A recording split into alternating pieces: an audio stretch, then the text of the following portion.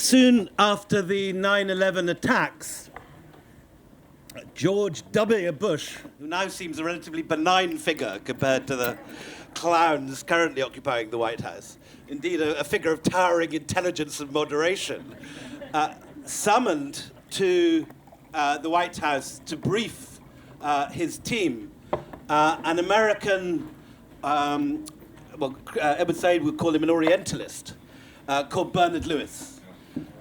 And Bernard Lewis, at the White House and in the following 6 months with 2 massive #1 New York Times bestsellers, portrayed an image of Islam as a civilization which was possessed with an uncontrollable rage against the West, which resulted from its own internal failures.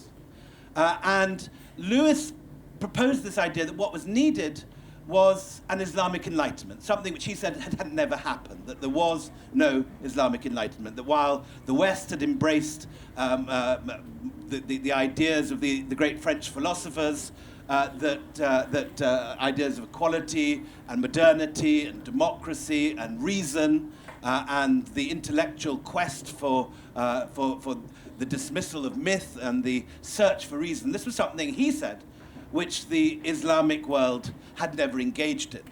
As a result, Islam was backward, angry, and violent. And this was an idea which spread very, very quickly. These books that he wrote after 9/11 became massive bestsellers and became the received wisdom.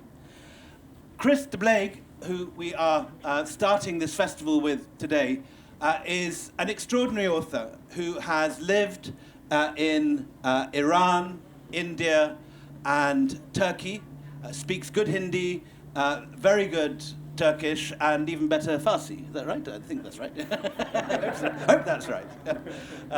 So any Turks in the audience can try out their Turkish on him. Anyway, he has written a whole series of remarkable books, some of which are more journalistic, some of which are more historical, ranging from studies of Mossadegh and the American coup which brought down the first Iranian democracy, through to studies of modern Iran, an extraordinary book about the Armenian massacres, which touched all sorts of ground, which was, I think, very sensitive for someone that lived that time in Turkey, and was something which, in many ways, was a dangerous thing to do. And he's become a leading commentator, writing in The Guardian, in the New York Review of Books, a whole stream of wonderful essays in the FT.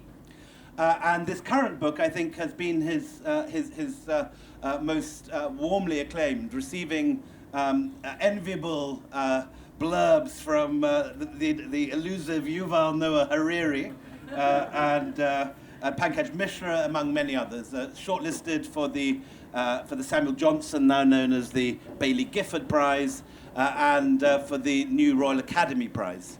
So we're very lucky to have him here today. First of all, how far would you describe your book as, in a sense, a counterblast against the stream of Norman Lewis-ish ideas? Firstly, thank you very much for that enviable introduction.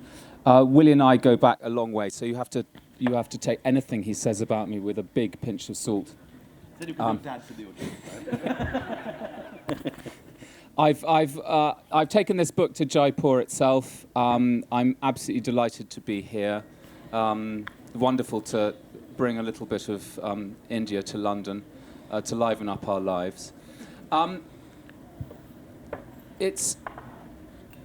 It's definitely the case that the word, the Islamic, or the phrase, the Islamic Enlightenment, was popped into my mind as a response to the idea that this kind of integration of modernity and a whole civilization, or a whole vast numbers of people, was in fact impossible.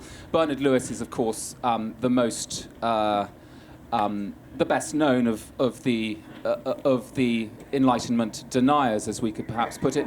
I note that you have shrugged off Bernard Lewis's British origins, calling him American. But he did once belong to us. Francis Fukuyama also... SOAS, exactly. Francis Fukuyama at the same time was saying roughly the same thing. He said... there is something about Islam, I love that, something about Islam that is strangely antagonistic to modernity. Now, that's one point... Like the Anne Widdecombe line about Michael Howard, was it? Exactly, precisely. But it's easier to say that about a single person than it is about 1.6 billion people. And so the idea that modernity or Enlightenment values, and I do, I think, put them largely into the same phrase, although of course you can unpick that the idea that these two concepts are necessarily antagonistic was something that interested me. It wasn't something that I had a preconceived notion about, but in my career as a journalist in the Islamic world, and I spent a lot of time going around the Islamic world, particularly after a 9/11, as a kind of reluctant camp follower of various invasions and post-invasions and that sort of thing. This question did sort of tax me and vex me, and I started to realise that when I went to see someone from the World Bank or the IMF or a very, very smooth French diplomat who said the problem with these people is that they've never had an enlightenment, I started to think about what that actually meant. And gathering up snippets of historical information, it started to seem to me that this was a grotesque misrepresentation. Not simply because 1.6 million people cannot be represented in this way, but also because from the beginning or from the end of the 18th century or the beginning of the 19th century, in the major catalyzing regions of the Islamic world, the kind of the cortex of the Islamic brain, enormous things were taking place, enormous changes were being brought into being. Quite often as a result or in reaction to Western penetration. But what they led to was an extraordinary telescoping of what we might consider development. The indices of development telescoped into a very short amount of time. A very great scholar of the Arabs and also of Iran, Patricia Kroner, said it is not, something to this effect, it is not necessary to like someone in order to emulate them. And I think this is the sense that we have to grasp when it comes to knowledge and technology and innovation. It doesn't actually matter where it comes from. If you can adapt it and if you can use it and if it's useful, then you will. And so in a way, the idea of an Islamic Enlightenment should be fairly obvious. Of course people are going to adopt new things if they think that they are useful. So let's go back, in a sense, to what I think everyone can agree on, which is the Islamic Golden Age.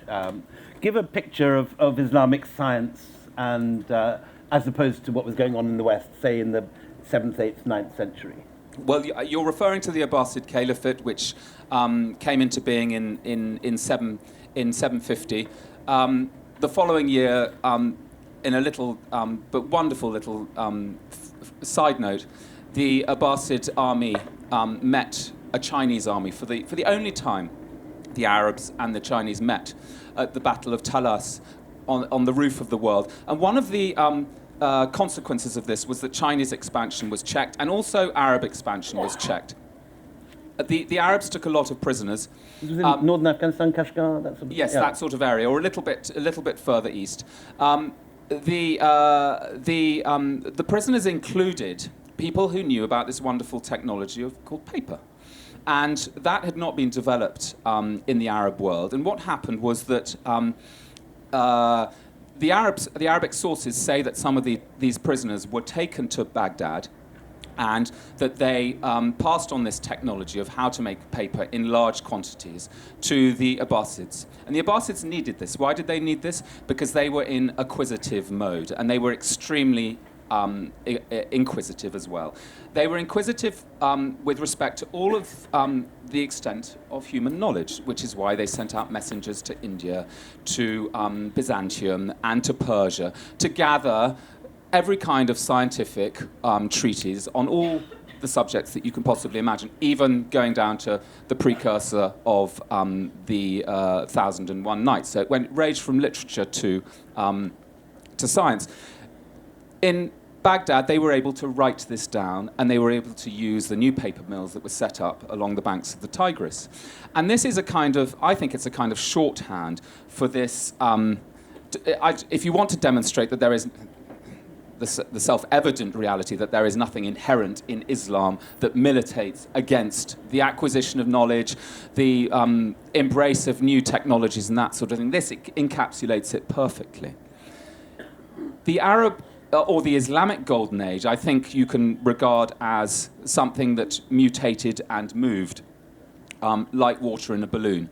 So you find it popping up, these areas of extraordinary magnificence and development in all fields, whether you look at Mughal India, or you're looking at Safavid Iran, or you're looking at Fatimid Egypt, at different times over roughly the next millennium. It's a very, very long period to be there or thereabouts at the top of the world, really pushing the boundaries of knowledge and expertise. But if you're looking at paper, then there's a very consequential decision that was taken under Suleiman the Magnificent in the Ottoman Empire at the beginning of the 16th century. And that is when the Gutenberg technology wanted to enter. Printing.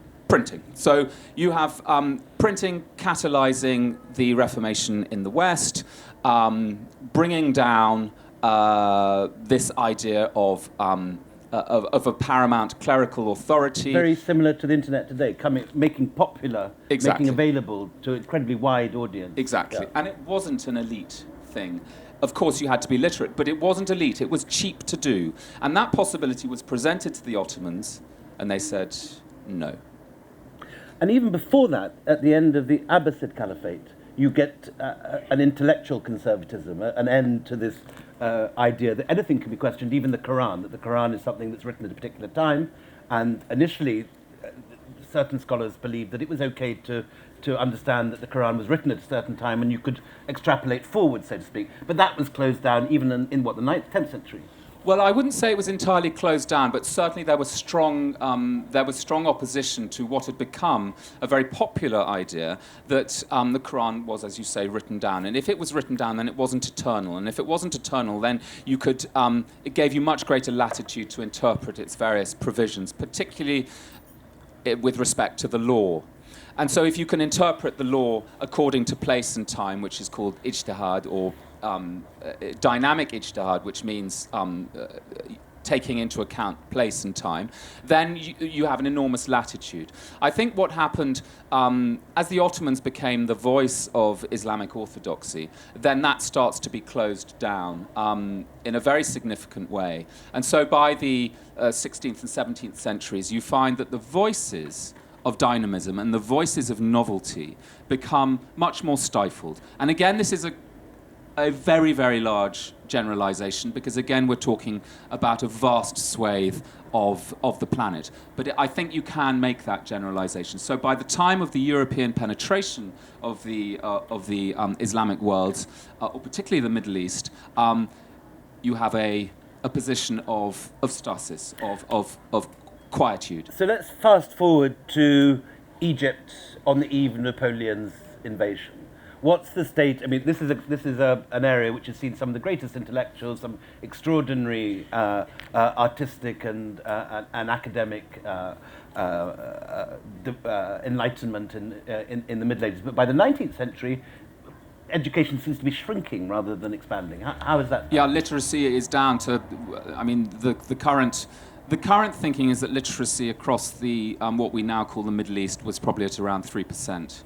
At the time of Napoleon's invasion. Now, in Amsterdam, at the same time, literacy for men was something in the region of 70%, and for women was at about 60%. So, if you don't have a reading public, you can't read. So, and reading is the vehicle by which you disseminate knowledge.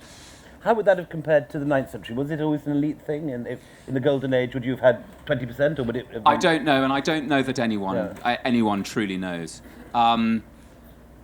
certainly the Dar al-Hikmah, the house of knowledge that was set up under the Abbasids, was an extraordinary translation bureau. So illiteracy didn't simply pertain to Arabic, it pertained to all the languages around Sanskrit and Aramaic.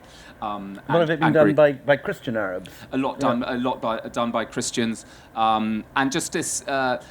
The Byzantines at the time were sort of subsiding into kind of scholasticism, and so a lot of people who wanted to think more freely actually made the switch from Constantinople to Baghdad because they found the atmosphere of intellectual freedom more invigorating. And so just to emphasise that point, so you have in what's then the centre of the Christian world, which is not Rome but actually Byzantium, a stifling anti-academic spirit, and the free-thinking scholars who are sometimes Christian, actually cross the border into Nishapur and begin translating Greek classics into Arabic. Yeah, absolutely.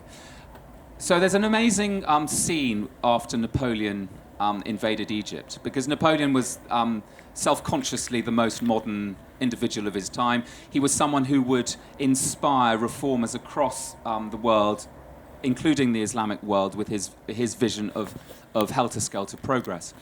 And he brought with him his savant, his kind of brains trust, and he installed them in a palace in Cairo. And then they invited the leading thinkers of Cairo at the day, including a man who's left us a wonderful book called Abdurrahman al-Jabarti. And Jabarti came, and he was basically the French just showed off. And they showed off everything. Never. They wouldn't. No, they wouldn't. The French showed off, and they showed all the things that they were able to do. They showed him pictures of the Prophet, which he'd never seen before because it wasn't countenanced. They showed him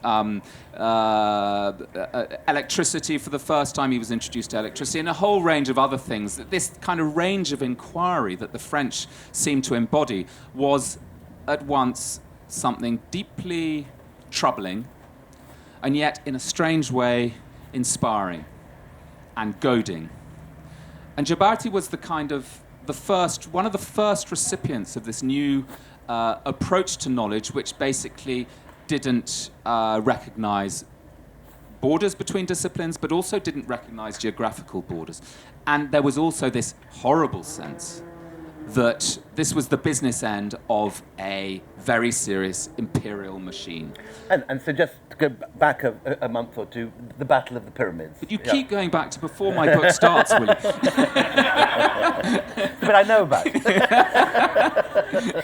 Yeah, the Battle of the Pyramids was this other symbolic thing. It was the reason why in the 19th century the Middle East started to modernize very, very quickly was because its rulers feared invasion.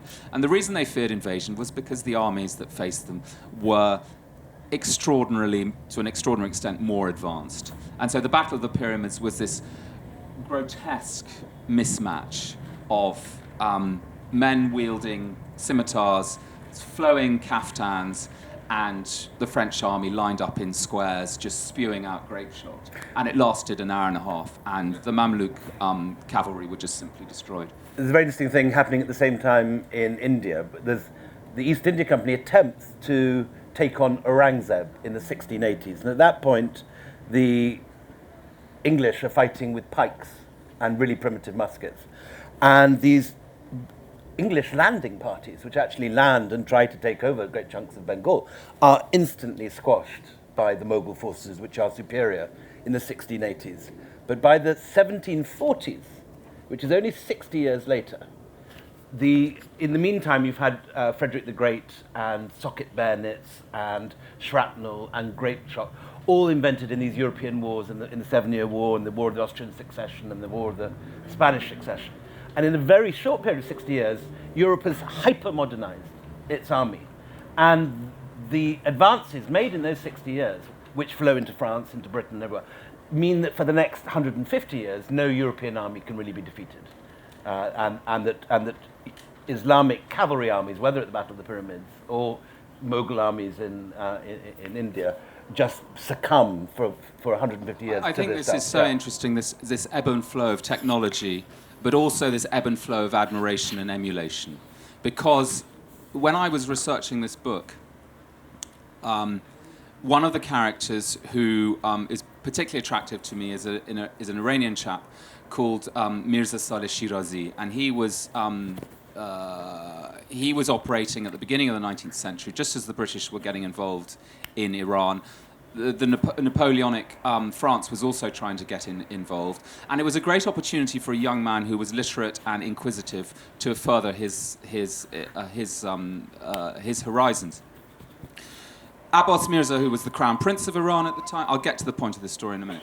Abbas Mirza, who was the crown prince, was a modernizer, and he said, well, we've got to start sending people to the West to see what they've got that we haven't so that we can catch up. He's the son of Fatih Ali Shah, who's got the Fatih Ali long Shah, beard yes, and exactly. appears in all those amazing... Yeah, Fatih Ali Shah is one of the most procreant people in the human record. I mean, he has... 700 children. Huh? Well, he has many children, and he has what is today reckoned to be about 10,000 descendants. And in order to join the family group, you have to send in a DNA sample because there's so many people trying to get into the family group. Anyway, his son... and they all live in some style in Paris, though. Well, as you would imagine, 10,000 people don't. There are winners and losers in that family. So Abbas Mirza, who's the son, the crown prince, sends... Mirza Saleh Shirazi to England. Mirza Saleh Shirazi wasn't the first Iranian to be sent here. There was a chap who was sent in 1812, but he died very shortly afterwards and is buried just up the road at St Pancras Churchyard. Quite interesting that he was buried on consecrated ground. But Abbas Mirza comes here and quickly picks up the language, quickly decides that Georgian England has a great deal that the Iranians can learn from. And so he writes and he writes and he writes. He's writing for his crown prince. He's not writing for a general audience. But over time, what he writes becomes much better known for the general audience. And amid all these extraordinary descriptions of British life, this very Whig history of progress, one building block on top of another, a lovely interlude of travel down to the West Country where he visits Plymouth, he visits Exeter, he goes into the cathedral in his Shia cleric's garbs. It's absolutely wonderful. Amid all this, he has a moment where he's very obviously directing a criticism at his crown prince. He can't do that openly. But what he says is that the British have a crown prince as well. He's called the Prince Regent, and he's trying to build a street to link his park to his palace. But there's one man who has a shop, and he won't move. And there's nothing that the Prince Regent can do. And he's stamping his feet, but the man is a cussed shopkeeper, and he won't move. Eventually, he did move. He must have been offered a lot of money. But the point for Mirza Saleh Shirazi was the paramountcy of law and the inability of the crown prince to get his way. If you look, and I was alerted to this by Noel Malcolm in his recent book, wonderful book called Useful Enemies. If you look at some of the writing that was done about the Ottoman Empire 2 centuries earlier, you will find that very admiration echoed the other way. The amazing thing about the Ottoman Sultan, these people say, these travelers in the 15th and 16th century, is that the law will not permit them simply to bulldoze someone's house, simply to go in and take someone else's property. The law is actually there for everyone. So what I love is this, as I say, this ebb and flow of admiration. And again, it goes very much to this question of whether or not there's something inherent in a certain civilization or in a certain tradition of thought that somehow makes certain Enlightenment values impossible. Of course, that's ridiculous. So, Iran begins to modernize. What's happening in Turkey at this point? So, you move from, if you like, Napoleon in Egypt through to Iran. The Ottomans the last on the bus. In a sense, I would say that Iran was the last on the bus because Abbas Mirza, the crown prince, didn't manage to realize his program. To modernize at this stage, before democracy, before constitutions were introduced, before consultation was widely practiced, and before literacy had reached the levels that it did at the turn of the 20th century, what you needed was an inspirational strongman. And the Egyptians had one in the form of Muhammad Ali, who was a great reformer, a brutal reformer, a ruthless reformer over the first half of the 19th century. And the Turks had in the form of Sultan Mahmud, who was doing something roughly analogous in Turkey. And this reform process happened across the board. It wasn't simply confined to musketry and grape shot. It started with the army, but then the army, you needed discipline. How were you going to discipline an army that in the Iranian case was composed of tribes who just turned up on the field of battle roughly a few days either side of the allotted date? No, you were going to drill them. You were going to put them in uniforms. You were going to instill various values of discipline. You were also going to distance them from the ruler, because there was this idea of noblesse oblige, that the ruler would always be accessible. All of these things started to change. And then you started to think, well, what about the health of our soldiers? We're going to have field hospitals. We're going to have to start thinking about medicine. What about syphilis? We're going to have to start thinking about sexually transmitted diseases that could also have an effect on our ability to fight. And all of this brings into play all sorts of unintended consequences, and it shows so wonderfully how you cannot cantonize change. You cannot simply cherry pick. Once you open the door to change, it's going to affect everything. And so these authoritarian rulers, inspired by Napoleon, inspired by Peter the Great, start to push their respective countries forward. And how do the ulama react to this? It depends if they've been bought off or not. So some of them have been bought off and buy into, and in return they buy into the whole project. Others are deeply opposed. And you have the French consul in Piraeus, I remember, I think he was writing in about 1820. He'd been to the marketplace in Piraeus, and one of the Ottoman ulema was standing up and saying, yes, it is true that the plague is approaching. Yes, it is true that 100,000 people will be wiped out at a stroke.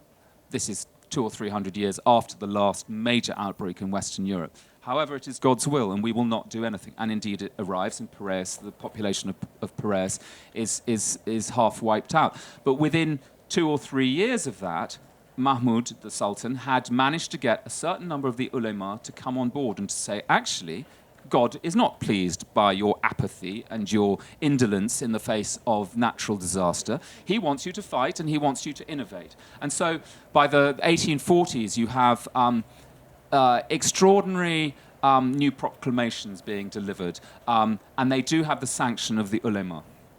So the ulama are not necessarily a block to, I mean, this idea that the ulama are an eternal block to progress is not necessarily the... They're no more an eternal block to progress than the church. Than the church is here. You find members of the church dabbling in science, dabbling in philosophy and science on the side, and the same happens there, because the ulama are the repositories of knowledge, and they are the literate section of society. So it's naturally the more adventurous members of the ulama who are driving this process forward, and then you start getting the creation of a secular bureaucracy, and of course everything changes then. And this is at the same time as in Oxford, Darwin is taking on the Bishop of Oxford and Soapy Sam and all this sort of Absolutely. stuff. Yeah. And Darwin is introduced he first introduced into Egypt. Darwinism becomes a recognized noun. Evolution is knocked about as an idea, and the origin of species isn't translated in its entirety to start with, because it's too contentious. It's translated partially, and then it's sort of distributed piecemeal through. There's a wonderful magazine called Al-Muqtataf, which is kind of sent out, and it becomes a precursor of our kind of very integrated knowledge systems that we have today. It is sent out. You can be a subscriber in Baghdad and receive Al-Muqtataf maybe a month or two late, or you can be a mullah in Iran. And in 1910, Ahmad Kasravi receives a copy of Al-Muqtataf, which tells him what this tailed comet is that is crossing the sky, and everyone else, all the ulema where he is in Tabriz, are convinced that it is a portent, that it means something very profound about God's view of what is happening in human society. And he's able to turn around and say, well, this was named a long time ago by a man called Halley, and it's an entirely natural, scientifically explicable phenomenon. Talk about social changes. So women beginning to come out of purva at the end of the veil. Where is that happening first? It's so interesting, this, because I mean, if you return to, just to go back to the Battle of Talas and those Chinese prisoners who went to Baghdad, one of them later wrote up his experiences, and he wrote that the women cover their faces. So we know that in 8th century Baghdad, women who went out did so with the face veil. But we also know that Islam is so variegated, and particularly in rural regions, that kind of practice is not observed nearly to the same degree. We also know from European writers who went to Egypt in the late 19th century that the Coptic women were just as covered up as the Muslim women. And celebrated Lent every bit as enthusiastically. Every bit as enthusiastically, yeah. And their menfolk were just as virile in their defence of religious symbols, and just as willing to get into fights and that sort of thing to defend them. But the question of leaving off the veil is hugely contentious in urban Middle Eastern society, because it represents what some people see as a complete capitulation to the ideals of the West. And I think it's very important to put this movement towards the symbolic act of taking off the veil, which is, of course, primarily a symbolic act. It's very important to put that into a context of the press. So again, a technology is coming in, and women are able, as they become literate, they're able to spread their views without stepping outside the house. They're able to write and then receive, and the Telegraph, the rise of magazine journalism, and other forms of communication mean that you suddenly have a body of opinion that is coalescing around certain things, and one of these is it's primarily women's education, and there's a kind of inflection point at the beginning of the 20th century in urban Egyptian society where it ceases to become unacceptable to educate your daughter, and it becomes unacceptable not to educate your daughter. And that goes all the way back to Muhammad Ali, the authoritarian that I was telling you about, because when he started his reforms, he said, we've got to have women who are able, who don't operate the old dire system of midwifery. We've got to have them actually knowing what modern techniques are, and we have to have them knowing about sexually transmitted diseases and everything else like that. So what we're going to do is we're going to set up a school. So he set up the school with the help of the French, and the doors opened, and no one turned up. And it was because families were simply not interested. It was just a step too far. So one of the ironies of Egyptian education is that the first batch of state-educated Egyptian women were slaves that were bought in the slave market and then put into this school. And now you have a wonderful picture in your book of the harem dress of Nasr al-Din Shah's women. Would you like to describe this fantastic picture? Well, Nasr-al-Din Shah was he went to Europe several times, sort of impoverishing his exchequer whenever he did, because he had to go in with an enormous suite and an enormous retinue, and he was very sensitive to slights. Everything had to be the best. But he did go to the Paris Ballet, and he was most taken with the tutus that he saw on display there. So when he came back, he insisted on a form of costume derived from the tutus he'd seen at the Paris Ballet being adopted by all of the women in his harem, and that was a lot of women. And Western women who were admitted to the harem found it a most disconcerting sight. And it just goes to show the extraordinary staying power of this right over life and limb and everything that the Shahs had. Nasr-al-Din Shah was probably the last to have that power after he was assassinated in one of the seminal moments of modern Middle Eastern history. after his assassination, his successor was faced by a burgeoning movement towards constitutionalism. And Britain, I'm happy to say, in one of our few happy interventions, was a consistent and a logical supporter of this constitutionalism. And when after Nasruddin Shah, the harem started to be dismantled. Women the whole idea of segregation started to become tutus. Well, I don't think they were ever formally abolished. Presumably, some nostalgics hung on to their tutus. But essentially, people started to change the way that they dressed. They also started to change the way that they loved, because segregation had obviously had a very profound effect on sexual relations, and particularly the idea of the handsome young man being adored by the older man was very, very current, if not always in practice, then certainly in cultural terms, and we see that through the history of Persian poetry. But then Persianate civilization across a much wider. Absolutely, absolutely. But at the end of the 19th century, you suddenly have this moment where people are traveling to the West, and they're thinking, but everyone in the West they've all got a wife, and they go out with their wife, and what are we going to do? And is this a sign that we're backward and we're retrograde? And so you have a kind of a reform that begins, and as women are released from the harem, and as they achieve levels of education they hadn't had before, so the idea of equality between the sexes and also interaction on a much greater scale between the sexes becomes sort of possible. And you have a whole sexual revolution that starts to take place as well. And an ending of this old Catamite, of this sort of public and open. No longer is that. No longer is that kind of. By the 1920s in Egypt, it's considered really bad form to write about beautiful boys when you're writing poetry. And only British public schools remain.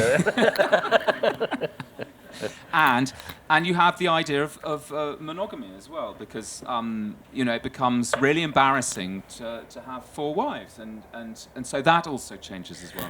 So again, then you get a kind of conservative reaction to this. Talk about Afghani.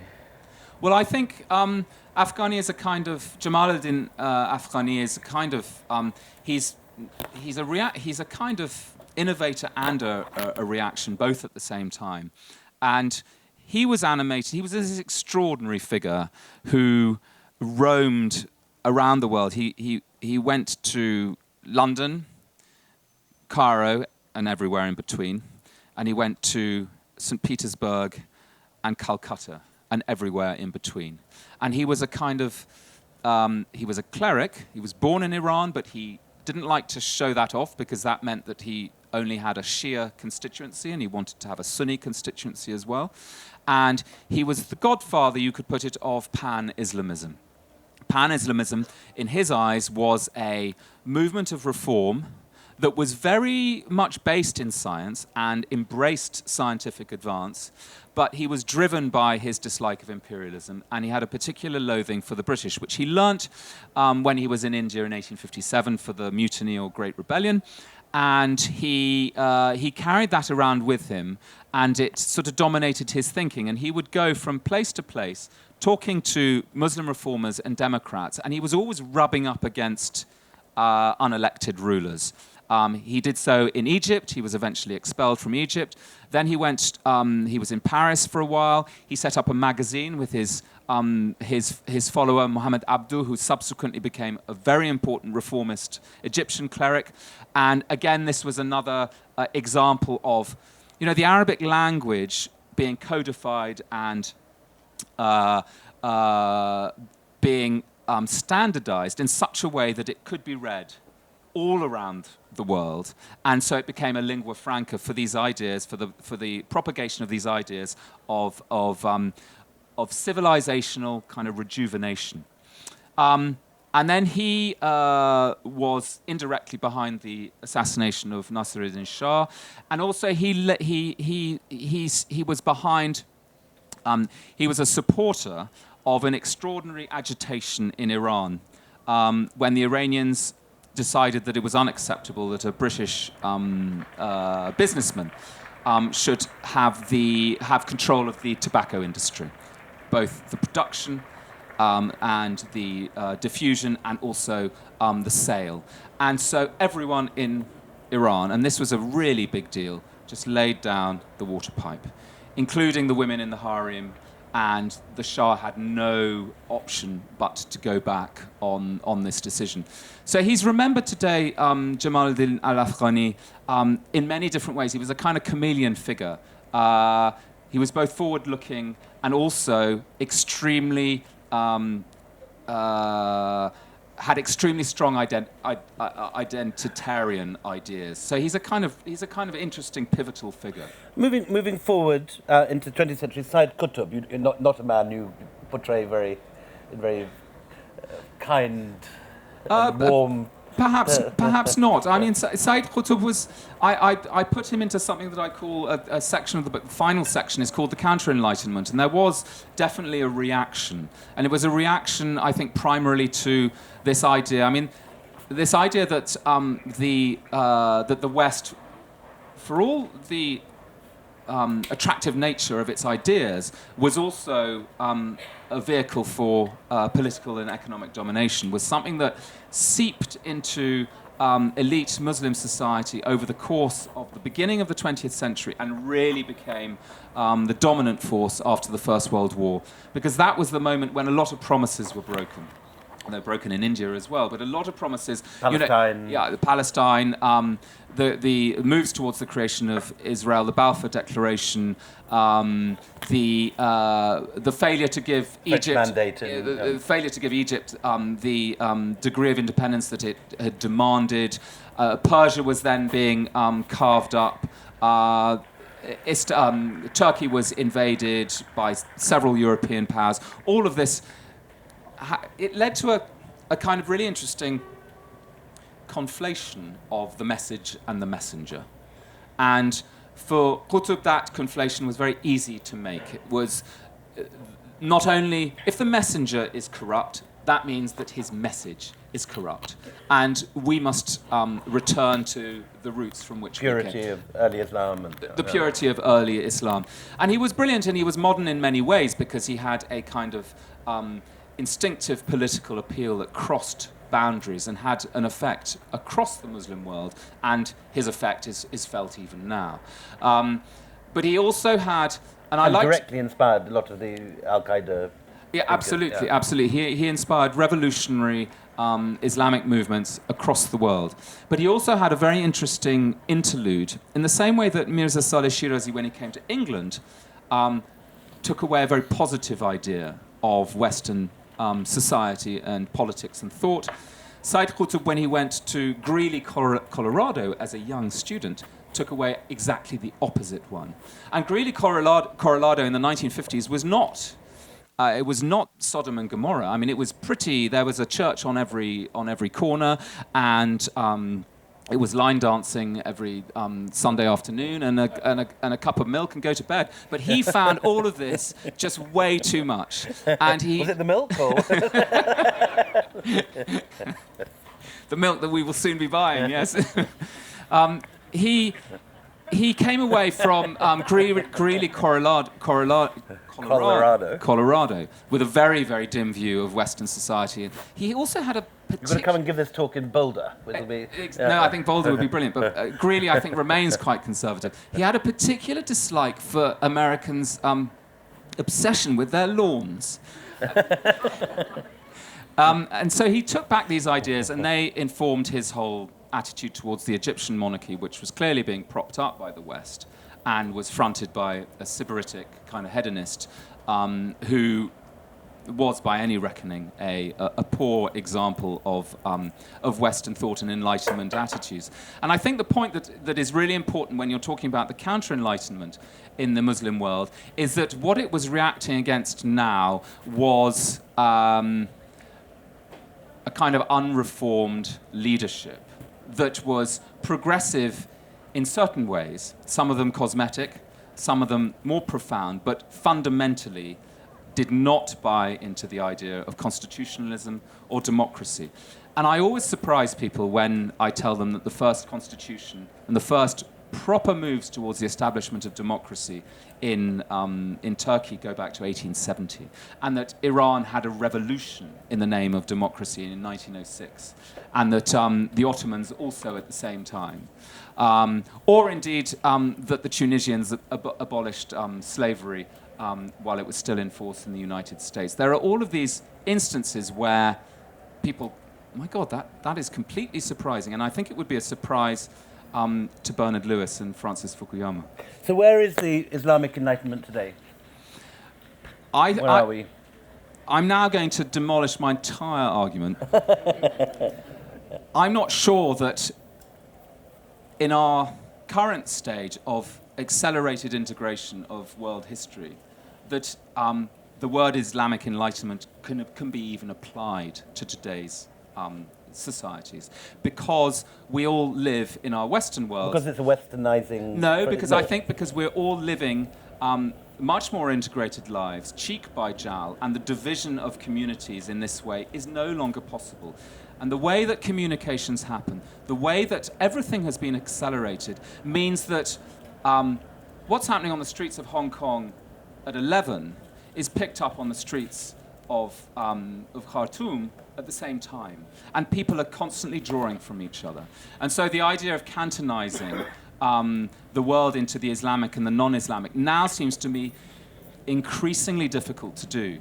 I would say that to the extent that we can still talk about an Islamic world, and we can because the governments are run by Muslims and ostensibly for Muslims, we see an enormous amount of change. Where that change is going is difficult to say, but I would say that alongside all of those old timeless themes of representation, of women's rights, of identity politics, of literacy, we have a new layer of what you could call latent history. The latent history, which is climate, which in 50 years' time will be writing the history of today through the lens of climate. It is affecting everything we do to such an extent. We're just not quite there ready to realize it. That is the first.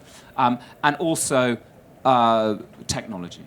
Everything is affecting us so much more. And so Muslims are reacting to and being affected by all of these things. These things don't recognize sect or religion or anything like that. They're thoroughly universal. I think we've got to open it up to questions now. We've got about 10 minutes for you all to have a go at Christopher. Who's be first? This gentleman at the back. We have microphones over here.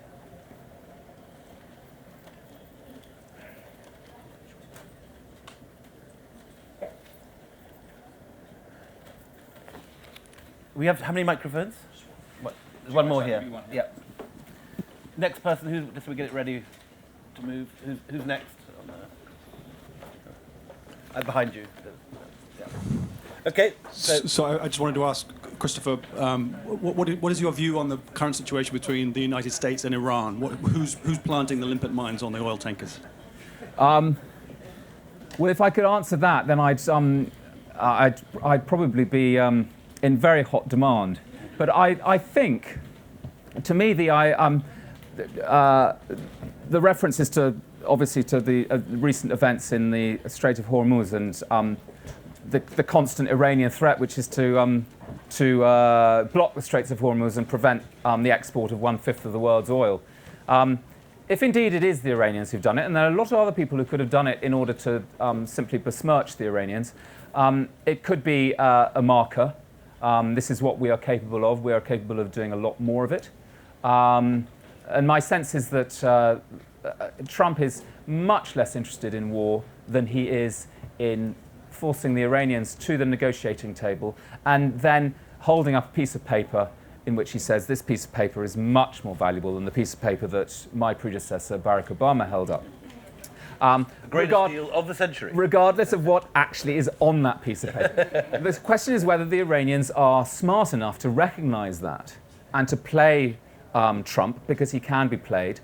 As Kim Il-jung has done. Exactly. But the other question is whether John Bolton, who is extremely important and whose hatred of Iran is very, very deep. It's very strong. What's all that based on? What's all that about? It's all the hostage crisis. Right. It goes back to the original Iranian sin is to take over the American embassy at the end of 1979, and it's something for which people with a historical memory, like Bolton, who's intelligent as well as being unhinged, this has enormous resonance. Ladybone. Charles Allen next after the lady. It was the same question. Christopher, let me jump in there. Thank you very much. A very enlightening, forgive the phrase, enlightening speech. In this building here, there are numerous images of the Prophet, peace be upon his name, unveiled, usually on the night journey. And there seems to be this extraordinary period, this brief period, when anything went. Could you put that in context? I'm not sure which the precise geographical location or the date of the things. Iran, the night journey was at times the subject of artistic representation. It would usually not be on open display. A lot of pictorial representations in Iran were kept semi-private. Either they were kept in books, or, for example, at Chel Sutun in Isfahan, they were for the private pleasure of the Shah. So they wouldn't be, you would never find a display of that kind on the external facing of a mosque, for example. Well, I haven't seen the ones that have been printed, but if that's the case, then this is post. This is obviously post this is modern, but it also might have something to do with this extraordinary movement that took place in the second half of the 19th century, which is Baha'ism. But you get some gorgeous ones also much earlier in Herat in the 16th century. And, well, of the Timurid of the night journey and wonderful pictures. No, there's and there is a kind of there's a misperception. It concerns the idea of prohibition. Is very difficult. It's a very subtle idea.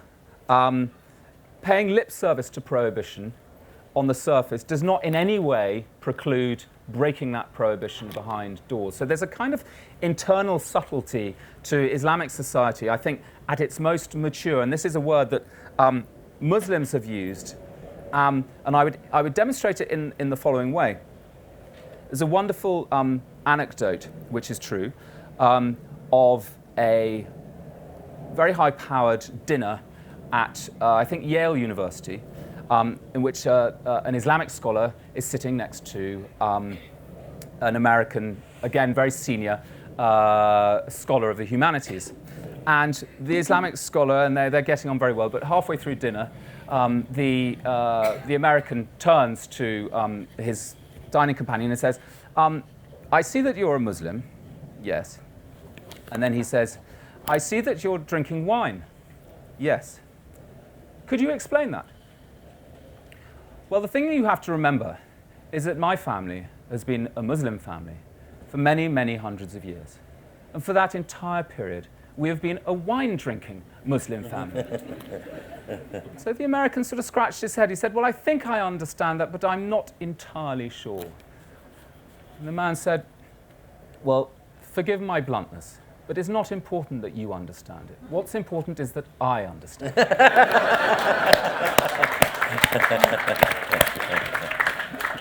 In the front here. I think as the Muslim population tries to integrate into the Western world, especially in places like Canada and US, there is a significant chunk that sees democracy and secularism in direct opposition with scripture. And is that something that you see as changing fast? And where do you see this heading? Because I was just talking to, a young lady in a Canadian university. She's 22 or 23 or something, and the immense dislike for the Canadian system. I was born and brought up there, and I was just wondering if this is likely to change, and therefore help Muslims feel more loyalty to the country than to an Islamic State. That's it's a very important point. To what extent are people growing up in the West susceptible to the lure of democracy, whether it's in the family or whether it's on a much wider scale. And I think, I don't want to fudge the question, but I do think it comes down to individuals. We in the West don't notice the Muslims who have, I won't say assimilated, but have adapted or have adopted so much that is considered Western, because they simply move almost unnoticed around us. What we do notice is those who stand out and those who resist. And I think that a degree of resistance, as long as it doesn't exceed certain bounds, is not something that we should turn our noses up at. If anything, it should enable us to get down off our pedestal and say, well, we do think we have a very good system, but actually our system is under threat. Actually, our system is being threatened internally as well as externally. And we also need to look at Islam, which is now a Western religion in every sense of the word. We need to look at what Islam can teach us as well. And I think, I'll just give you one example. If you go to the accident and emergency room in a suburb of any British town, Saturday night and Sunday morning is carnage. You don't want to be there. If you go to the accident and emergency room in a Muslim locality, it's as quiet as the grave. So it is important to recognize that we also have something to learn.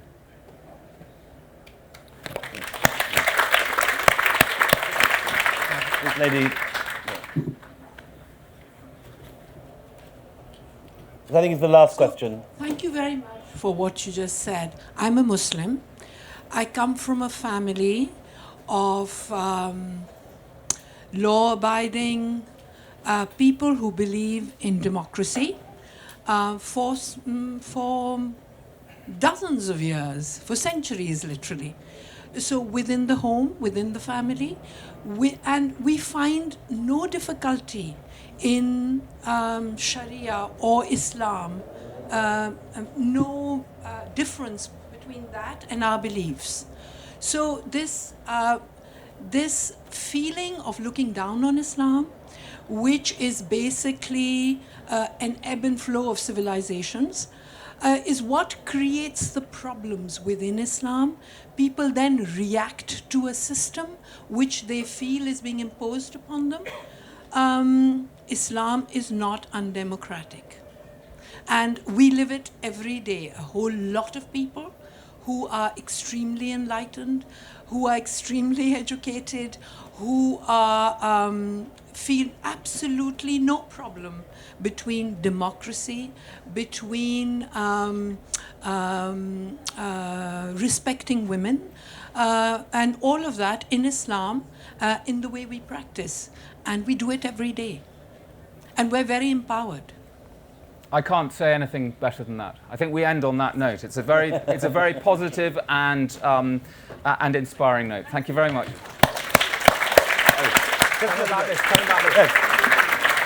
The book is for sale in the bookshop immediately behind here, and Christopher will be signing copies.